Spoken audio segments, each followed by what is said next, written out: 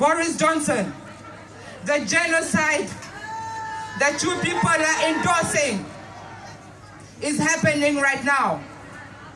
Let's talk about Cambo. Let's talk about Recon Africa. Let's talk about ECOP. What's up with all of these new oil projects? What is happening in Mendoza? Yo, people, we are tired of your neo-colonial trends. The generation that will hold you accountable is this generation. It has been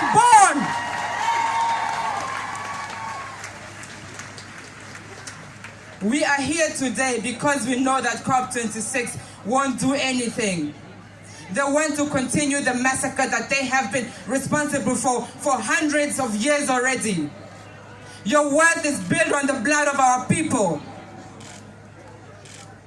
And we want change. We will not give up. We want justice for Ken Saro-Wiwa. You people have to be held accountable for the genocide and ecocide that you have been causing. We want justice for the people in Ecuador. Chevron, stop your lies. Free Stephen Donziger, free him. You cannot keep on oppressing our people. You cannot keep on coming to our countries claiming that you are bringing development when all that you are bringing is devastation. You are poisoning our waters. I am here to defend my homeland today. The Kavango, the birthplace of modern humanity, the oldest DNA is in the Kavango. And yet COP26 is there whitewashing, cropping activists out of pictures. What's up with that? We can defend ourselves, and we will defend ourselves. And now I am going to teach you a chant from my homeland. Please repeat after me. Ihatu sholola. I will just add, it means you will never give up. Ihatu sholola. Ihatu sholola. Ihatu sholola. Then again, COP26, please stop your bullshit once again. Thank you very much.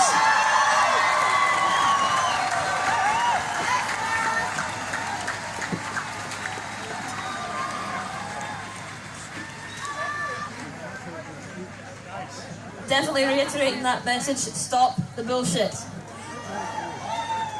Next up, we have our final speaker of the night. I am very, very excited to welcome Greta Thunberg.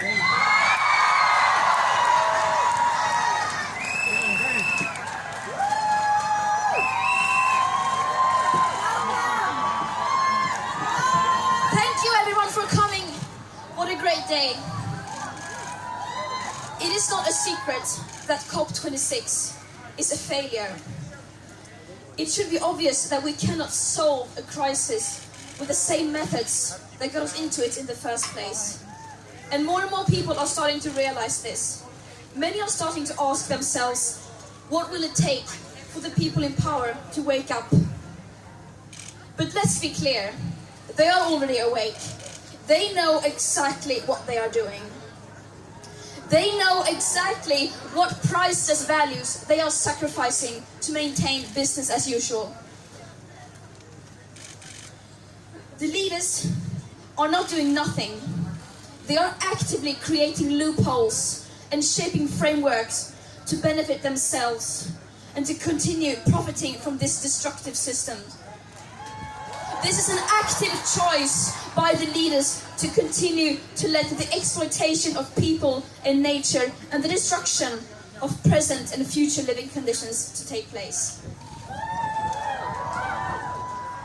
The COP has turned into a PR event where leaders are giving beautiful speeches and announcing fancy commitments and targets, while behind the curtains, the governments of the global north countries are still refusing to take any drastic climate action.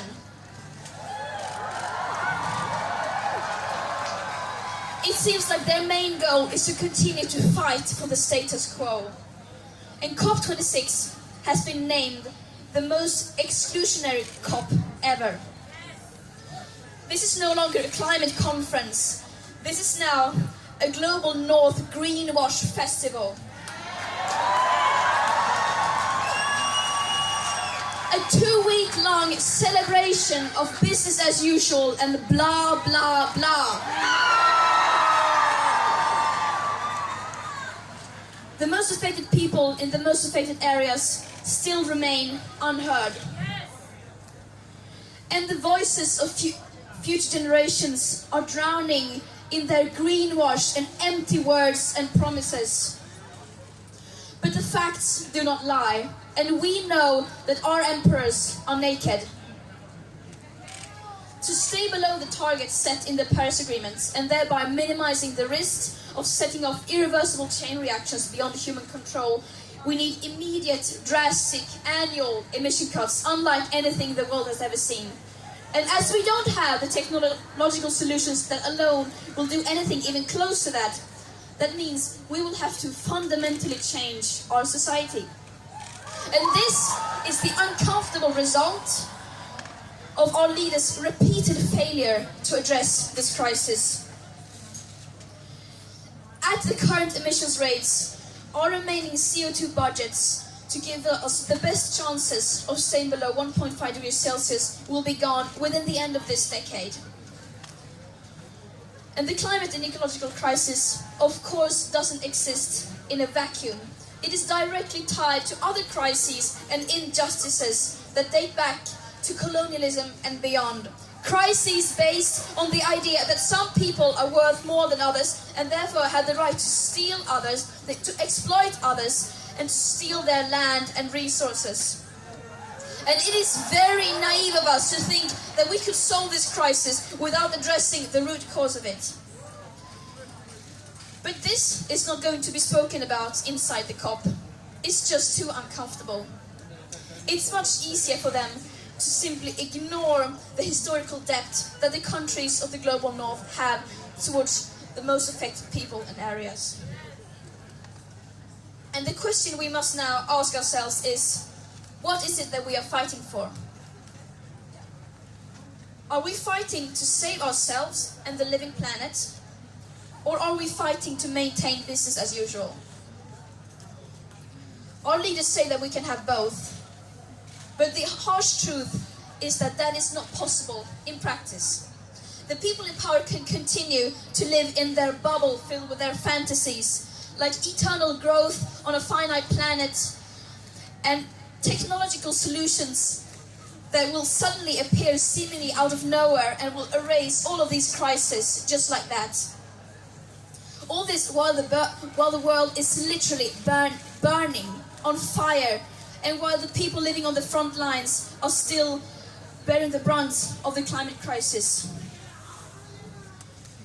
They can continue to ignore the consequences of their inaction, but history will judge them poorly, and we will not accept it.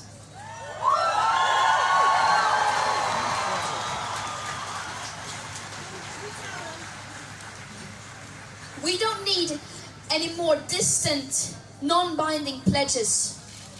We don't need any more empty promises. We don't need any more commitments that are full of loopholes and incomplete statistics and that ignore the historical emissions and climate justice. Yet, that is all that we are getting.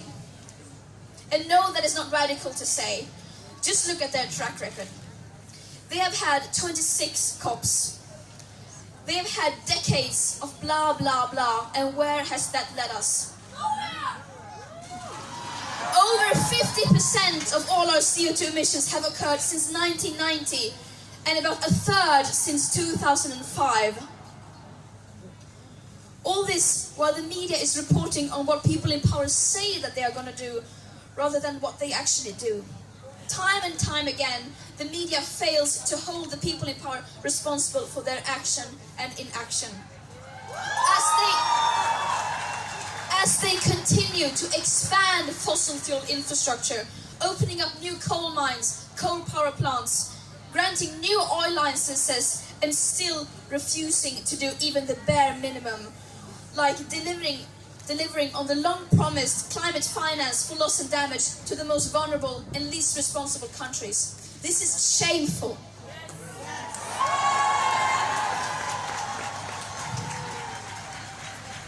Some people say that we are being too radical. But the truth is that they are the ones who are radical. Fighting to save our life-supporting systems isn't radical at all.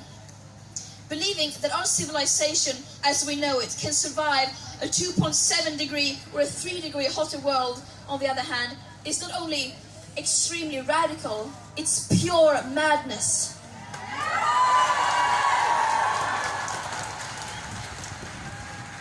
Out here, we speak the truth. The people in power are obviously scared of the truth. Yet, no matter how hard they try, they cannot escape from it. They cannot ignore the scientific consensus, and above all, they cannot ignore us, the people, including their own children. They cannot ignore our screams as we reclaim our power. We are tired of their blah blah blah. Our leaders are not leading. This is what leadership looks like.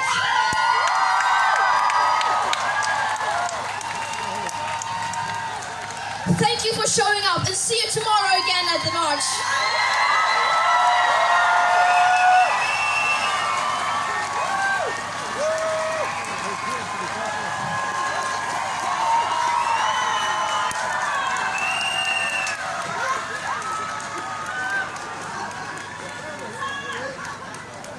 Thank you all so much for coming. That was incredible to hear. I'd like to invite the group from Fridays for Future Glasgow, who are responsible for organising this incredible day.